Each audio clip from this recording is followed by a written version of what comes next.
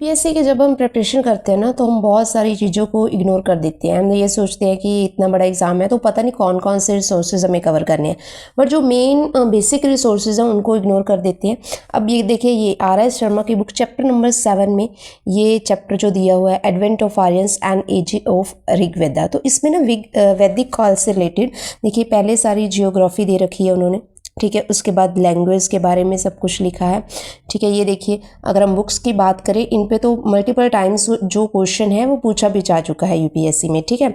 फिर ये रिवर्स आ गई, एंशियंट रिवर, ठीक है। ये घाघर रिवर होगी, सरस्वती, इनमें से बहुत बार जो है ना, not only in UPSC, otherwise बहुत सारे जो कॉम्पिटिटिव अदर एग्जाम है उनमें भी क्वेश्चन पूछे जा चुके हैं, ठीक है। फिर आप ये देखिए, इसमें आर्यंस की सारी जो हिस्ट्री है, दासाज हो गए, दास्यूज, ठीक है, उनके बारे में कितनी डिटेल में लिखा हुआ है, ठीक है। फिर ये आ गया ट्राइबल कन्फ्लिक्ट, ठीक है, पुरंदरा हो गया, ऐसी जो टर्म्स हैं वो भी यूपीएससी पूछता है, ठीक है, ठीक है। इस डायरेक्टली पूछा जाता है कि ये वाली जो टर्म है, ठीक है, उसका ऋग्वैदिक काल में क्या मतलब था या वो किसको डिस्क्राइब करती है, ठीक है।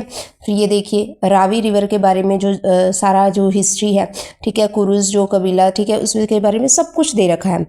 ये मटेरियल लाइफ है उनकी, ठीक है। इनमें से भी मल्टीपल टाइम्स क्वेश्चन आ चुके हैं। इस बार भी जो यूपीएससी का प्रीलिम्स हुआ था, ठीक है, उसमें जो है काफ़ी क्वेश्चन हमें देखने को मिले थे इसी टॉपिक में से। तो ये देखिए स्मंद्रा, उसके बाद पेंटेड ग्रेवियर, ठीक है, ये सब कुछ ट्राइबल पॉलिटी कैसी थी, ठीक है, राजन। और ये देखिए अगेन यहाँ पे कितनी सारी जो टर्म्स दी हुई है जो कि मल्टीपल टाइम्स उसमें पूछी गई हैं, ठीक है। फिर मैं आगे आपको दिखाती हूँ, ठीक है। ये देखिए अगेन वर्जापति, कुलापति, ग्रामीण्स, ठीक है, ये सारी टर्म्स इसमें कितने अच्छे से दी हुई हैं। लेकिन हम क्या करते हैं, हम ना इन चैप्टर्स को इग्नोर कर देते हैं।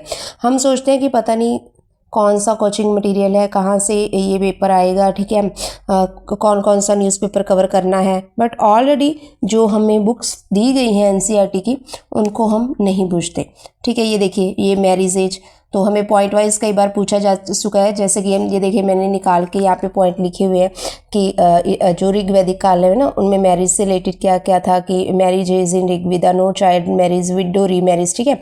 तो ऐसे ही आप भी पॉइंट्स बना सकते हैं, ठीक है। देखिए अभी इन डिटेल ये सारा कुछ, ये इसमें देखो स्टोरीज दी हुई हैं कुछ, ठीक है। फिर ऋग्वैदिक गॉड्स के बारे में लिखा हुआ है, ठीक है, इस पे भी डायरेक्ट जो क्वेश्चन है अग्नि हो गया। इस बार जो क्वेश्चन आया था उसमें मल्टीपल स्टेटमेंट्स थी अजीब अजीब तरीके की, तो हम सोचते हैं कि वो पता नहीं कहाँ से आ गई। तो एक बार ध्यान से ये जो चैप्टर है इस बुक में दिया हुआ है इसको पढ़ो, ठीक है। ये जो क्वेश्चंस हैं इनको देखो कि क्या क्या यूपीएससी पूछ सकती है, तो उसके अकॉर्डिंग है जो अपना सोर्स है वो डिसाइड करिए।